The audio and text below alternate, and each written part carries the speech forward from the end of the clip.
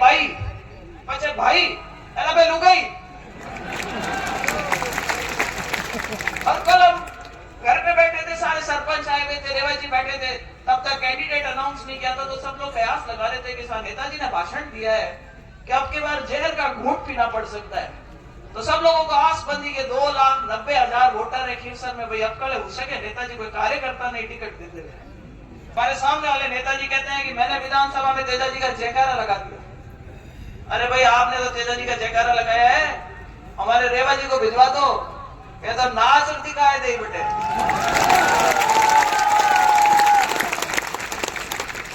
अरे कोई आसपास कोई अगर कोई बाजरे के अगर खेत मिल गया तो पूरा बूटा और उपाड़ दे।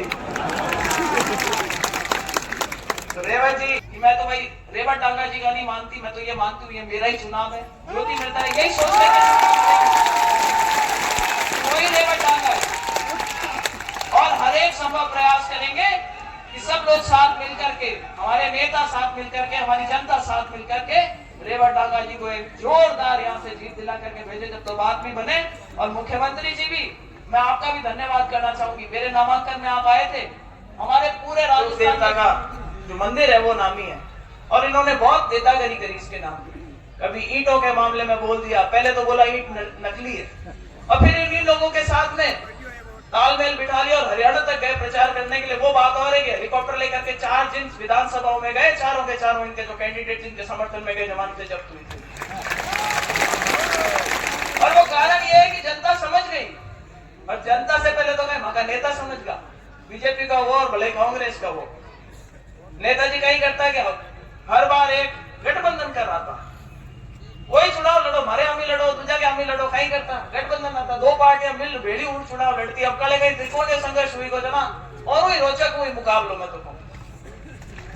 और ये पहला ऐसा मौका है हम लोगों के बहुत लंबे समय में, जब भारतीय जनता पार्टी आज इतनी मजबूत स्थिति में है, केंद्र में सरकार है, राजस्थान में सरकार है, और हम लोग, हमारे मुख्यमंत्री जी, हमारे नेता, हमारे मंत्री सिर्फ इसी आपको आश्वासन देने के लिए आए हैं कि आज रेवत राम जी अकेले नहीं है। भारतीय जनता पार्टी हिंदुस्तान की क्या, विदेश दुनिया की सबसे बड़ी पार्टी है, और एक पूरी व्यवस्था होती है, एक पूरी सरकार का भार उनके पीछे होगा जिस दिन आप उनको जिता करके विधानसभा में भेजोगे। हमारे सामने वाले नेताजी कहते हैं कि मैंने विधानसभा में तेजाजी का जयकारा लगा दिया। अरे भाई आपने तो तेजाजी का जयकारा लगाया है, हमारे रेवा जी को भिजवा दो, ये तो नाच दिखाए दे बेटे।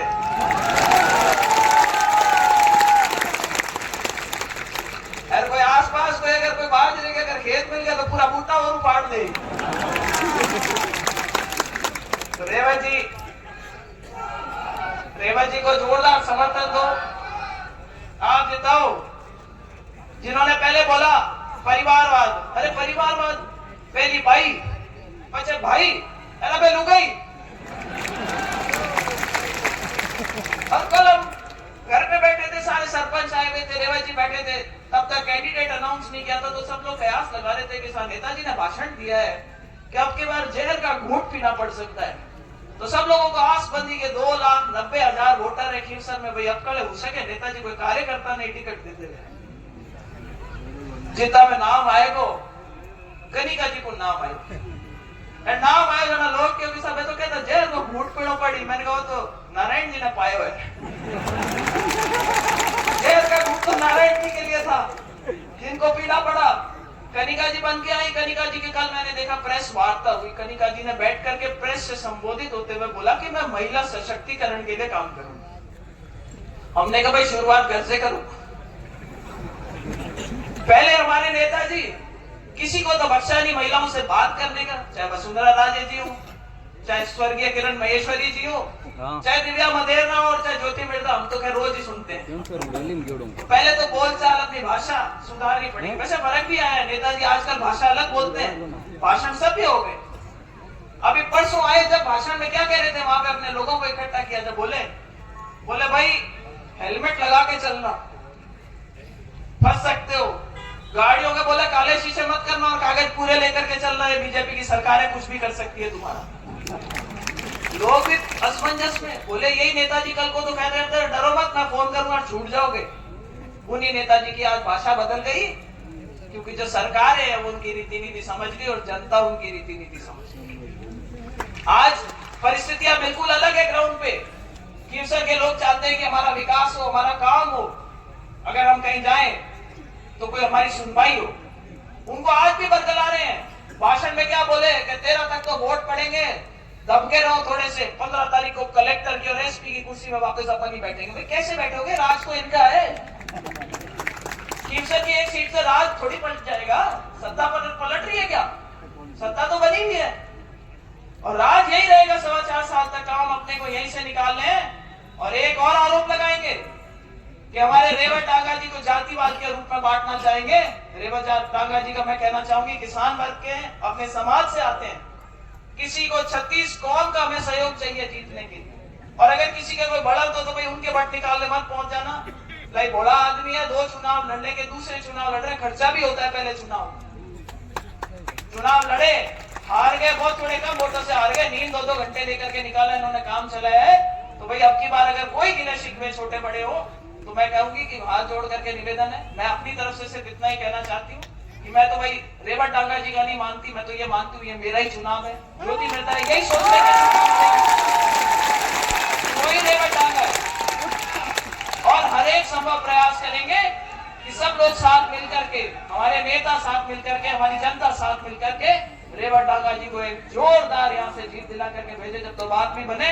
और मुख्यमंत्री जी भी, मैं आपका भी धन्यवाद करना चाहूंगी। मेरे नामांकन में आप आए थे, हमारे पूरे राजस्थान की एक सबसे ज्वलन समस्या थी जो आपने किसी ने सामने नहीं रखी थी। मैंने बोला भाटों की ट्रॉलियों से परेशान हो रहे हैं, आपने इशारे में बोला और आज तक कोई परेशान नहीं हो।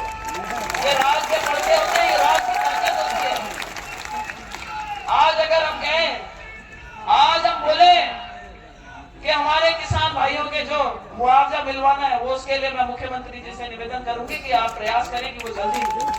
कई वो नेताजी है जिन्होंने रेवत डांगा जी दुखी हो गए थे, पंचायत समिति के प्रधान थे, इनकी पार्टी के नेता थे और अपने सरपंचों का, बड़े नेताओं को कहकर पेमेंट रुकवाया था। कुछ पेमेंट अभी भी बाकी है। मैं मुख्यमंत्री जी से निवेदन करूंगी कि उन सरपंचों का, इन पंचायत समितियों के अंदर 2-2 साल से पेमेंट अटके में, उसको भी करवाने का प्रयास करें।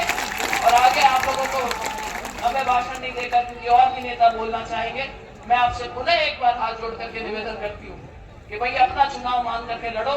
ऐसा मौका बाद में नहीं आएगा। बकरी आपके फाटे में आई भी है, बैठी भी है, रंग बदलने वाले गिरगाटों को सब पहचान चुके हैं, जनता भी पहचान चुकी, पार्टियां भी पहचान चुकी।